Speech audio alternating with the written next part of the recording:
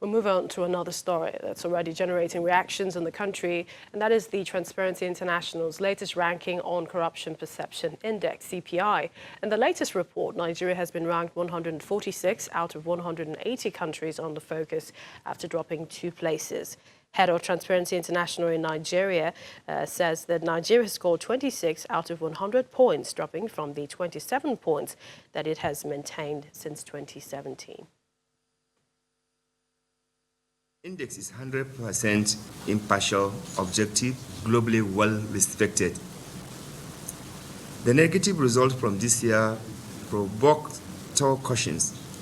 Despite proclaimed war on corruption, why is Nigeria perceived by Nigerians and the international community still as very corrupt? The government of Nigeria claims winning the war on corruption. But is this statement backed by evidence? Anti-corruption stands the greatest chance of victory where there is a collective action of citizens against corruption and strong collaboration between state and non-state actors, where there is no cherry picking in terms of which corruption case to prosecute and one not to prosecute, where there is alignment of purpose and commitment among the arms of government, executive, legislature, and judiciary, and where the anti-corruption campaign is transparent, inclusive, and objective, there must be no room for untouchable, no matter how close to government power or influence.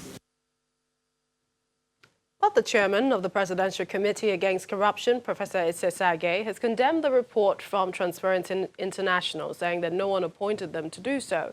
Professor Sage was a guest on our flagship News at 10, where he said the group is a self-appointed organization.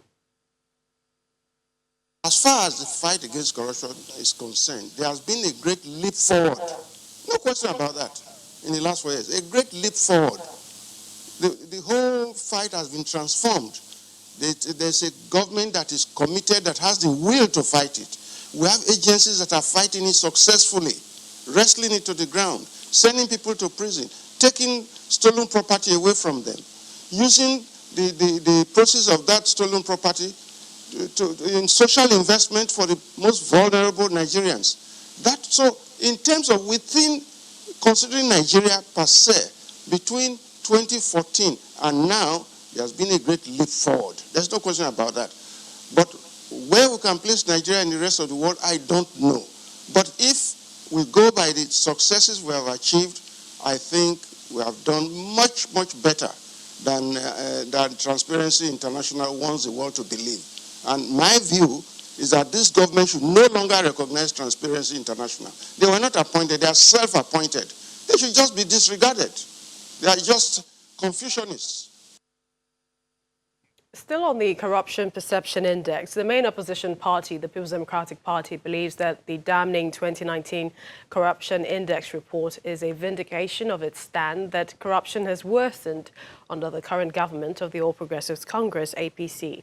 The party said in a statement that it is a national embarrassment that under an administration by the same leader who wears the medal as African Union AU anti-corruption champion and whose government boasts of zero tolerance for corruption, our nation now ranks as 4th most corrupt country in West Africa and one of the leading most corrupt countries of the world. The PDP says it is also challenging President Buhari's handling of the economy since he came to power in 2015, saying the fact remains that the Buhari presidency and the APC cannot controvert these damning facts. The only thing left for them is to apologize to Nigerians. The main opposition party also concluded that the current government has not shown that it is indeed winning the war against corruption. The Economic and Financial Crimes Commission, EFCC, is not accepting the figures and it is rejecting the rating in its entirety. The anti-corruption agency describes Transparency International's report as baseless, jaundiced and illogical, in that it is a far cry from its achievements in the fight against corruption, particularly under the administration of President Muhammadu Buhari.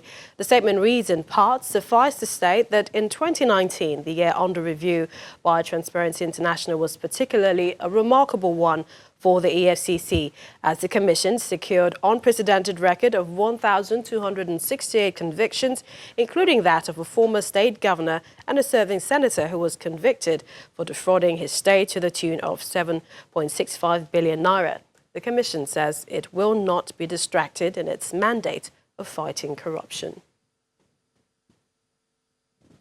Former governor of Imo State and member representing Imo West Senatorial District, Rochas Okorocha, has been reacting to the judgment of the Supreme Court on Imo governorship seat. Speaking to our correspondent in Owerri, the state capital, the former governor says the PDP in Imo State has no moral justification to discredit the Supreme Court ruling because it is not in their favor, insisting that ab initio, the PDP governorship candidate, Mr. Emeka Ihedioha, did not win the election.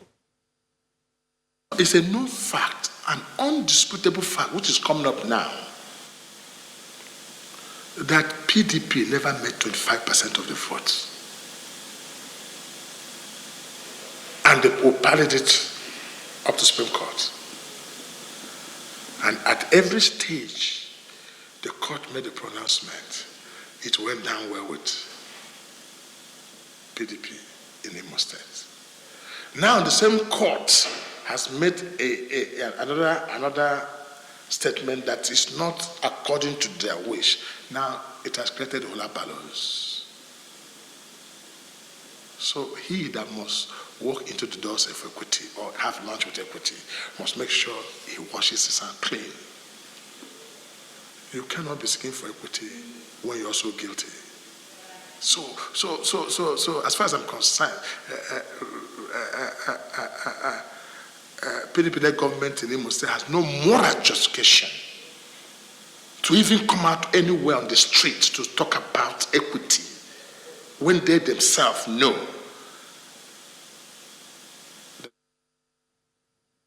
Well, we hope you enjoyed lunch. You've been served on Lunchtime Politics. Many thanks for watching. I'm Millicent Wonka. Have a great week.